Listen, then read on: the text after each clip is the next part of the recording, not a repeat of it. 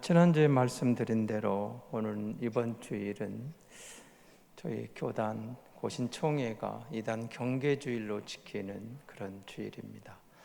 그만큼 이단이 우리 주변에 많이 나왔다는 이야기도 되겠죠. 그래서 오늘 본문은 그렇게 시작을 합니다. 그리스도의 은혜로 너희를 부르신 이를 이같이 속히 떠나 다른 복음을 따르는 것을 내가 이상하게 여긴다, 이렇게 말합니다. 이게 무슨 말이냐면 바울은 정말 갈라디아 교회와 성도들에 대해서 안타까운 마음이 있다는 겁니다. 왜 그렇게 쉽게 복음에서 벗어났느냐, 진리에서 이탈해 가느냐, 요 문제입니다. 그래서 한편으로는 책망도 하고 또 한편으로는 권면하는 내용이죠. 돌아오라는 거겠죠. 그러면서 자기 자신을 그렇게 이야기합니다. 오늘 10절을 한번 보시기 바랍니다.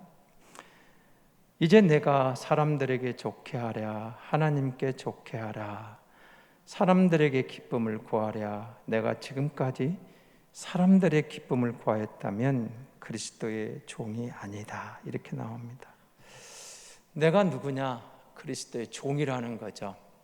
여러분이 바울 서신 읽을 때마다 맨 서두에 꼭 이 부분이 등장합니다. 로마서 1장 1절에서 바울은 이 부분을 복음을 위하여 택정함을 입었다라고 자기를 소개합니다. 내가 누구냐?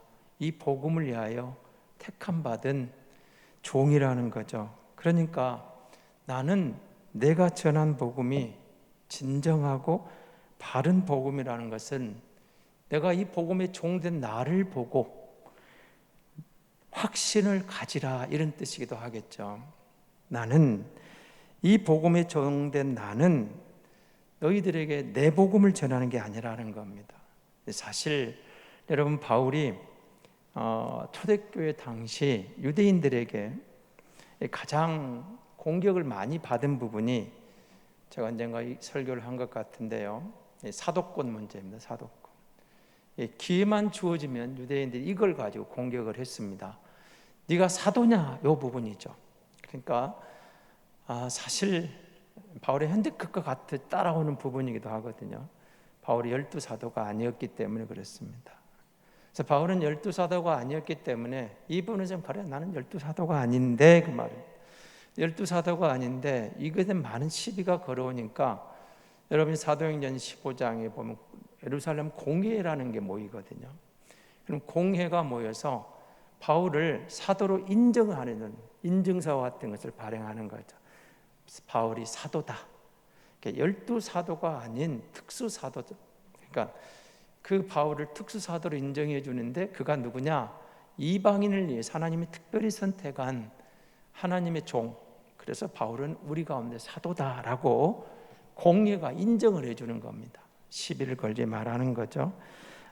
그래도 유대인들은 기회만 좀 골 물고 늘어지는 겁니다.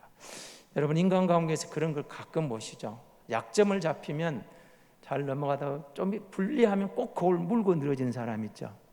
그게 사람의 어떤 그 관계에서 꼭 우리가 경험하는 것들이거든요. 사람이 한번 약점을 잡히면 그 약점을 또 물고 늘어집니다. 바울에 대한 것도 이런 게 있었다는 거죠. 그래서 그렇지만 바울은 이 부분을 이렇게 이야기하는 거죠. 내가 맞다, 예수님을 핍박했고, 그리고 정말 예수님에 대해서 이해할 수 없는 것들이 많아서 그랬는데, 지금은 나는 그 예수의 종이다, 그리스도의 종이다, 복음의 종이다. 그러니까 이제 나를 좀 믿어라, 이런 뜻이죠. 그래서 이 부분을 로마서 15장 16절에서 바울이 이렇게 이야기를 합니다. 로마서 15장 16절에 보면 같이 봅니다. 이 은혜는 곧 나로 이방인을 위하여 그리스도 예수의 일꾼이 되어 하나님의 복음의 제사장 직분을 하게 하사. 그래서 내가 핍박했지만 이제는 주님의 복음 부름을 받고 나서 나는 이방인의 사도로, 이방인의 복음의 종으로 분명히 부름을 받았다, 이렇게 말하는 거죠. 그리고 내가 복음의 은혜 받은 자인 것을 계속 강조해 갑니다. 하나님의 나의 나 된 것은 하나님의 은혜로 됐다. 여러분이 이제 고린도전서 15장 10절에 보면 유명한 말씀이죠. 나의 나 된 것은 하나님의 은혜로 된 것이다. 그래서 사실 바울이 우리가 알고 있는 대로 사도행전 여러분 9장 사건을 항상 꼭 주목하셔야 됩니다. 바울을 이해하려면 사도행전 9장을 이해하셔야 되는데, 오늘 집에 가서 시간이 있으면 사도행전 9장을 한번 꼭 다시 읽어주시면 고맙겠습니다. 이게 그 전까지는 분명히 핍박자였고 박해자였고 예수의 반대편에 서 있었고 예수는 지워야 될 대상으로 그렇게 생각했던 사람이 맞아요. 정말 부정적인 생각을 갖고 있었습니다. 예수님에 대해서 부정적인 걸 생각하실 뿐만 아니라 예수는 틀렸다. 그리고 자신이 갖고 있는 이 로마 유대교의 모세오경을 중심으로 했던 구약으로 중심으로 간 바리새파의 이 신앙이 절대 옳다, 이런 분명한 확신이 있었던 거죠. 그러니까 바울 생각은 그겁니다. 예수는 틀렸고 우리가 맞다, 내가 맞다. 그래서 바울에게 예수의 십자가는 실패작입니다. 그리고 부활에 대해서는 생각도 안 하는 거예요. 십자가로 이미 끝났다는 겁니다. 그 당시 로마인에게 가장 치욕스러운 사형틀, 거기서 끝났고 예수의 모든 업적은, 사상은, 발걸음은 십자가로 끝났다. 부활에 대해서는 믿을 수도 않았죠. 그렇기 때문에 우리가 잘 아는 대로 사도행전 7장에 가서 보시면 스데반을 죽이는 사건이 나와요.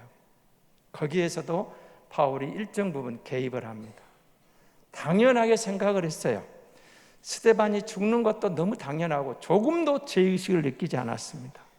그건 너무 당연하고, 그리고 그 일에 앞장섰습니다. 그리고 정말로 어떤 꺼리낌도 없었습니다. 당연한 것처럼. 그것이 바로 내가 옳고 예수가 틀렸다라는 확신을 가지고, 그리고 스데반이 그렇게 죽어가는데, 여러분 혹시 그 친구들이나 주변 사람들에게 네가 그렇게 힘든데 네 하나님 어디 있느냐 이런 말 들어보신 적 있나요? 바울도 어쩌면 스데반이 죽어가는 거면 그런 것을 생각하지 않았을까?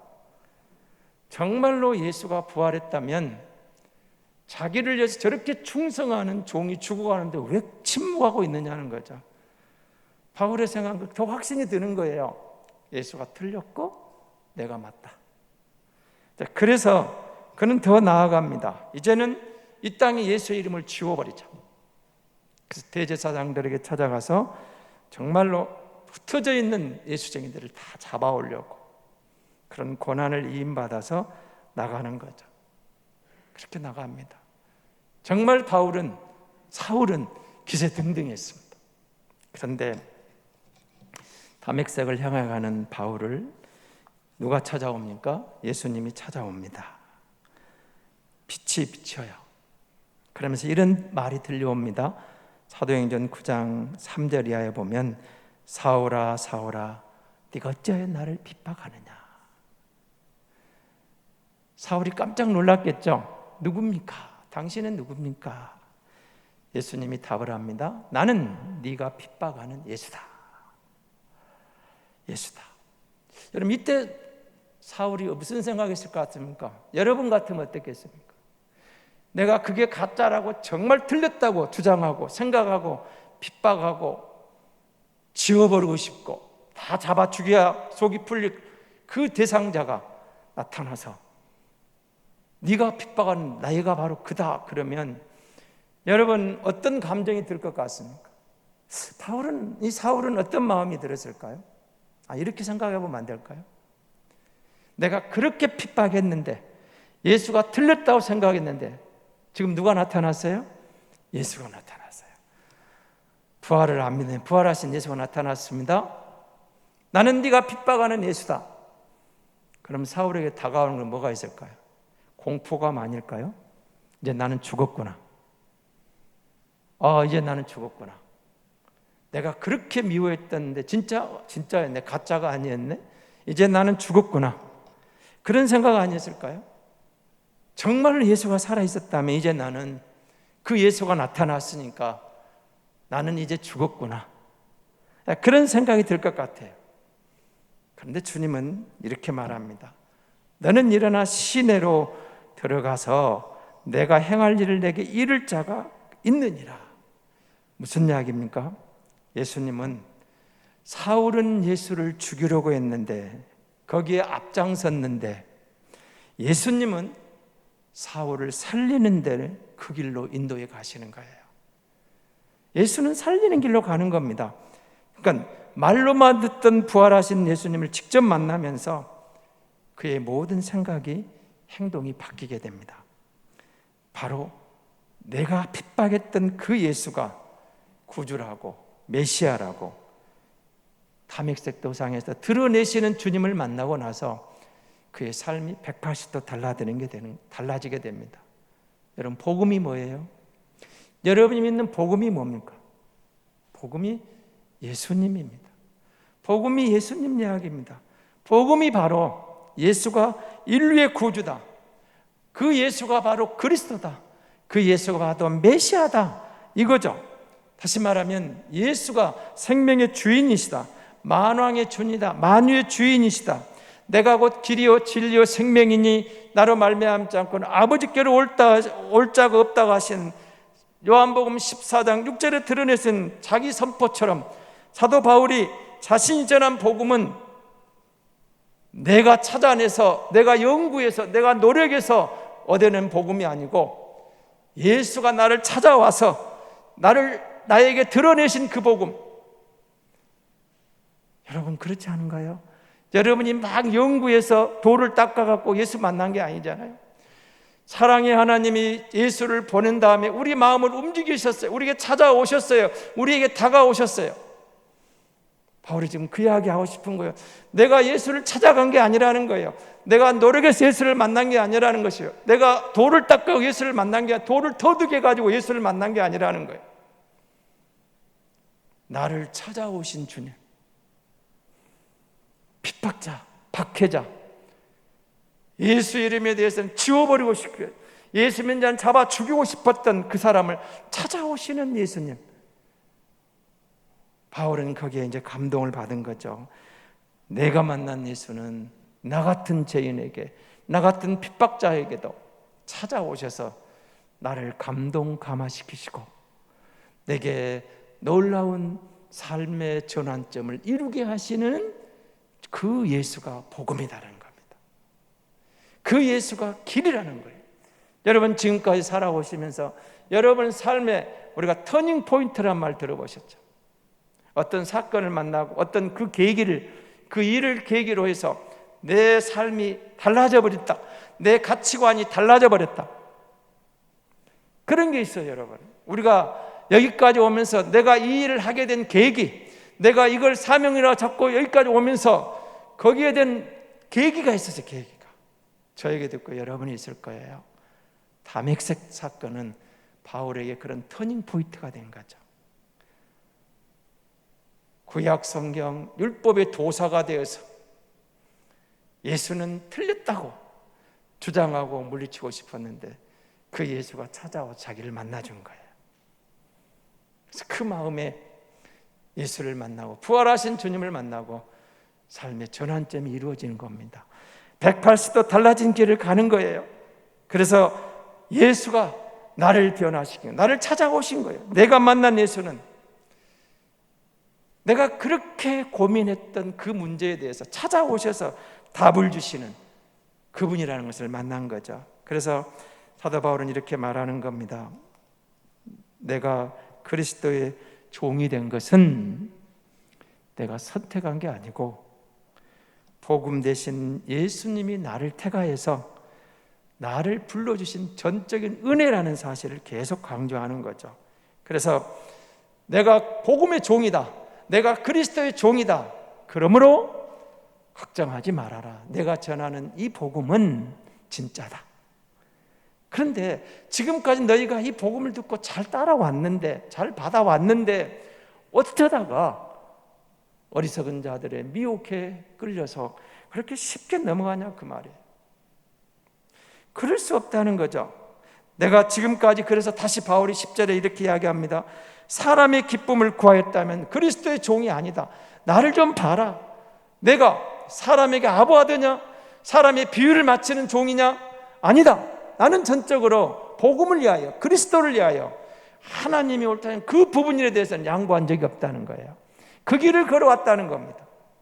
결단코 내 어떤 사적인 유익을 위해서, 내 어떤 육신의 욕심을 위해서, 욕망을 위해서 아니라는 거예요. 힘 있는 자들의 비유 맞추게 한 게 아니라는 거예요. 사람들의 눈치 보고 사람들이 아프게 해서 온 게 아니라는 거예요. 나는 종이다. 누구의 종이냐? 그리스도의 종이다. 나는 종이다. 복음의 종이다. 그러므로 예수 그리스도의 복음을 위해서는 생명을 걸지만, 그 말입니다. 나를 위해서는 모든 것을 내어줄 수 있다고, 그렇게 말하는 거죠. 여러분, 주님으로부터 받은 것, 지금까지 내가 사람의 기쁨, 사람에게 아부하는 거였다면 나는 그리스도의 종이 아니라 오직 하나님을 기쁘시기 위해서, 나의 주인을 기쁘기 위해서 왔다는 거죠. 유대인들이 계속 바울을 핍박합니다. 복음에 대해서, 그리고 구약 성경을 가지고 들이댑니다. 그런데 바울은 다시 말합니다. 내가 전한 복음이 나의 뜻과는 상관없이 온전한 예수 그리스도께로 받은 것, 이것이 진짜다 라고 강하게 말하고 있는 겁니다. 그렇습니다. 이 땅에 많은 소리가 들려도 그리스도의 복음, 예수님의 복음, 예수 그리스도, 그가 선언한 예수를 통해 주시는 진리의 길, 예수를 믿음으로 구원받는 이 길, 이게 복음이에요. 예수가 복음이에요. 예수 믿어야 사는 거예요. 그래서 뭐라 합니까? 7절을 보십시오. 다른 복음은 없나니 다만 어떤 사람들이 너희를 교란하여 그리스도의 복음을 변하게 하려 함이라. 그리스도를 변질시키는 것, 그리스도의 복음을 왜곡시키는 것, 그건 다 가짜라는 겁니다. 다른 복음은 없다, 틀렸다. 복음은 오직 예수, 진짜 예수 이야기. 교란했다는 겁니다. 이 말은 거짓을 가르쳤다는 거예요. 거짓을 가르쳐서 지금까지 너희를 혼란스럽게 하는 이 모든 거짓 복음, 그것은 그리스도의 복음을 변질시키는 데 목적이 있다는 거예요. 그래서 이 이야기를 계속해 가면서 우리는 다른 복음에 대해 속지 말자는 거죠. 너희가 어쩌면 그럴 수 있냐는 거죠. 정말로 거짓된 복음을 이렇게 다시 이야기한 8절을 한번 보시기 바랍니다. 그러나 우리나 혹은 하늘로부터 온 천사라도 우리가 너희에게 전한 복음 외에 다른 복음을 전하면 저주를 받을지어다. 경고하는 거예요. 그 누구라도, 천사라 할지라도 다른 복음은 없다. 다른 복음을 전하면 저주를 받을지어다. 바울이 이렇게 말한 적이 없죠. 근데 여기서는 단호해요. 다른 복음은 용납할 수 없다는 거예요. 복음을 변질시킬 수 없다는 거예요. 예수 그리스도. 그럼 여러분, 다른 복음을 전하는 특징이 뭘까요? 다른 복음이 뭘까요? 많은 게 있겠지만 크게 보면 세 가지입니다. 첫째는 복음만 가지고는 부족하다고 선동하는 겁니다. 예수로는 뭔가 좀 부족하다는 겁니다. 그래서 성경 말고 다른 것을 갖다가 우리 교주가 특별히 해석했다, 무슨 계시를 받았다, 새로운 지식, 특별한 지식을 받은 것처럼 선동하는 무리들이 있습니다. 그리고 이 성경이 불안하니까, 이 성경이 완전하지 않으니까 성경 말고 다른 경전을 만들어가지고 나타납니다. 대표적인 이단들이 이런 것들이 있죠.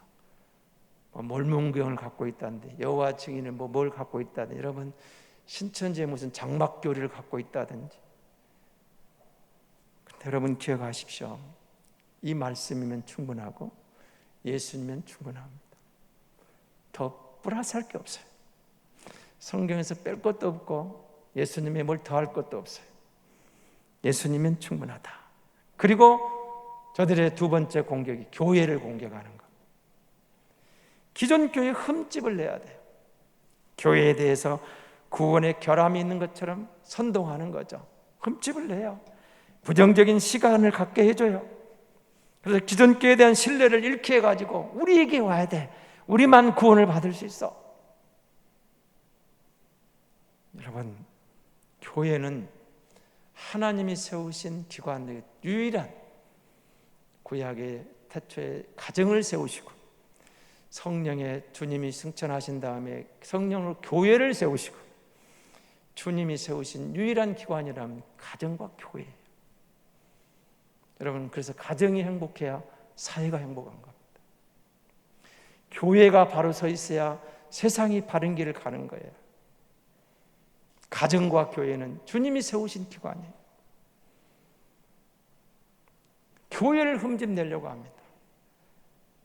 교회가 정신 차려야 됩니다. 우리가 저들에게 빌미를 주면 안 돼요. 교회가 진리 길에 서서, 진리 편에 서서 바른 복음을 전하고 세상의 빛으로 세상의 소금의 역할을 감당하면서 저들에게 빌미를 제공하는 어리석은 잘못된 행동을 보이면 안 되는 거예요. 그래서 교회 지도자들이 정신 차려야 되는 겁니다. 빌미를 제공하지 말아야 돼요. 목사가, 장로가, 권사가 그런 이름이 잘못된 것으로 사회의 어떤 세상의 이름에 희자되면 안 되는 거예요. 거기에 올라와가지고 부끄럽게. 사랑하는 성도 여러분, 진짜 예수를 믿으면 하나님에 대한 경외심이 반드시 나와야 돼.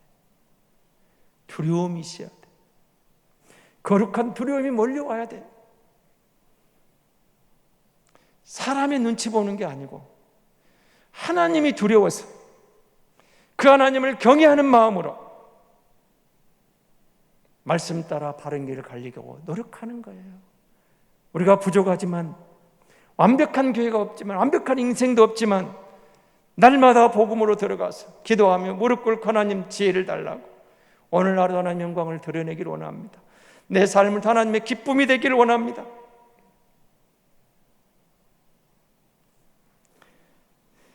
저들은 계속 교회를 공격하는 거예요. 그래서 잘못된 것만 다 모아져서 교회가 정말 문제가 있구나. 여러분, 교회가 잘못된 것은 회개해야 됩니다. 늘 말씀을 회개해야 돼요.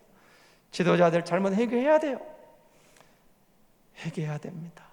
그리고 그들만의 문제로 보지 말고 하나님, 우리가 기도하지 못했습니다. 저희가 잘못했습니다. 그러나 하나님은 가정을 통해서 자기 백성을 축복하시고 교회를 통해 자기 백성을 축복하시는 하나님, 이건 분명한 진리입니다. 교회가 완전한 교회가 없다고 해서 교회가 저들이 말하는 것처럼 쓸모없는 곳이, 그건 아니라는 거죠. 세 번째로, 교주의 주관적인 체험을 강조합니다. 교주가 무슨 특별한 계시를 받는 것처럼 미혹합니다. 꿈을 꿨다, 직통 계시를 받았다, 거짓 선동하는 거죠. 바울이 다시 말합니다. 다른 복음은 없나니. 다른 복음은 없습니다. 예수님이면 충분합니다. 예수님의 몸된 교회면 다 되는 겁니다. 성령으로 아니하고는 누구든지 예수를 주라 할 수 없다고 했지 않았습니까? 우리가 예수를 주로 고백했잖아요. 하나님을 아바 아버지로 믿잖아요. 성령이 내게 오신 결과예요. 증거예요. 우리가 예수 믿어 구원받은 증거입니다. 100% 주님을 나의 주님으로 믿고 하나님을 나의 아바 아버지로 고백할 수 있다는 건 성령이 내게 찾아오신 증거들입니다. 예수님이면 충분합니다. 구원은 그렇게 이루어집니다. 그리고 우리는 이제 날마다 성화의 길을 가는 거죠. 이 부분에 대해서 다른 복음은 없다. 성령이 내게 오셨어요. 예수님이면 충분하다는 확신을 가지시기 바랍니다. 누가 뭐라 해도 예수를 나의 구주로 믿고 고백하고 하나님을 내가 섬기고 있다면 우리가 바로 하나님의 자녀들입니다. 우리가 바로 구원받은 하나님의 백성들입니다. 의심할 필요 없어요. 충분합니다. 다른 이로서는 구원을 받을 수 없나니 천하 사람 중에 구원을 받을 만한 다른 이름을 우리에게 주신 일이 없습니다. 사도행전 4장 12절의 말씀입니다. 예수님 외에 다른 복음을 주신 적이 없습니다. 예수 믿으면 됩니다. 내가 믿게 된 것도 성령께서 나를 찾아오신 놀라운 은혜라는 겁니다. 여러분 8절 9절을 다시 보시기 바랍니다. 끝부분에 보면 앞부분 다른 복음을 전하면 저주를 받을지어다. 8절 끝부분이죠. 9절 끝부분을 보십시오. 다른 복음을 전하면 저주를 받을지어다. 참 놀랍지 않습니까? 다시 말하면 다른 복음을 전하는 자들에게 이렇게 말하는 겁니다. 하나님으로부터 버림을 받게 될 것이다. 하나님께서 처리하실 것이다. 하나님의 심판을 면하지 못할 것이다. 누구든지 혹 천사라 할지라도 하나님의 엄중한 징벌을 피할 수 없을 것이다.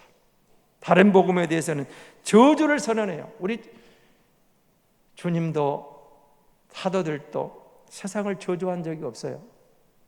사랑하고 오라고 사랑의 사도, 그렇죠. 그런데 이 부분에서는 저주를 받을지어다. 이단들에 대해서는 분명하게 이 말 속에는 저들은 반드시 하나님의 심판을 받을 것이다. 저들은 반드시 하나님의 엄벌을 받을 것이다. 저들은 구원의 길이 없을 거라는 거예요. 무섭잖아요. 저주를 받을지다. 다른 복음은 없습니다. 예수 그리스도면 충분합니다. 예수 믿으면 복음 구원받는, 이게 진리입니다. 여러분, 베드로후서 2장 1절에 보면 베드로 사도가 우리에게 말한 말은 이겁니다. 베드로후서 2장 1절입니다. 그들은 멸망하게 할 이단을 가만히 끌어들여 자기들을 사신 주를 부인하고 임박한 멸망을 스스로 취하는 자들이라. 뒷부분에 있는 말씀인데 보십시오. 이단을 가만히 끌어들였어요. 예수 그리스도가 피로 값져 산 그 주님을 부인해요. 그리고 스스로 멸망을 취했다. 이단은 이런 뜻입니다. 저주의 길을 택한 자들이다. 멸망의 길을 택한 자들이다. 그래서 여러분, 교회가 교단적으로 이렇게 이단의 경계주의를 했던 것은 이런 것들입니다. 저들을 막 미워하고 저들하고 싸우게 한 게 아니고 교회를 지키게 하고 성도들을 보호하기 위해서 바른 진리 안에서 성도들이 바른 길을 걸을 수 있도록 이단 경계 신호를 올리는 거예요. 우리 집엔 이단이 너무 많이 나왔다. 그래서 그래 정신 차려야 된다. 이단의 역사가 짧지 않아요. 이들이 여러분 그때부터 초대교회 여러분 영지주의가 있었거든요. 이 사람들은 간단하게 말해 이런 뜻입니다. 예수 그걸로 아니고 특별한 영적 지식 뭔가가 있어야 된다는 거예요. 그리고 어떤 특정 성경만이 절대적으로 필요하다고 속였던 말시온파라는 것들이 있거든요. 그리고 또 하나가 있습니다. 예언을 중시하다 보니까 시한부 종말론자들이 나왔어요. 여러분 시한부 종말론자를 들어봐. 이 세 종류의 초대교회 이단들이 있어요. 영주주의, 말시온파, 그리고 여기 등장하는 몬타누스파. 이 시한부 종말론자들. 그때 그 이단들이 있어요. 근데 여러분 이단들의 뿌리가 아류가 지금도 있잖아요. 만만치 않아요. 계속해서 진화하면서 교회를 공격해 옵니다. 이들을 공격해 올 때 우리가 이단으로부터 복음을 지키고 교회를 지키고 성도들의 마음을 보호해 주기 위해서 성경의 권위를 지켜내고 복음을 보존하고자 해서 우리는 기도하고 이런 경계주의를 지키면서 경계의 신호를 보내는 거예요. 조심하자는 거죠. 여러분 베드로전서 5장 8절 말씀 좀 잘 들어보십시오. 같이 보겠습니다. 베드로전서 5장 8절입니다. 근신하라 깨어라 너희 대적 마귀가 우는 사자같이 두루다니며 삼킬 자를 찾나니. 여러분 그렇습니다.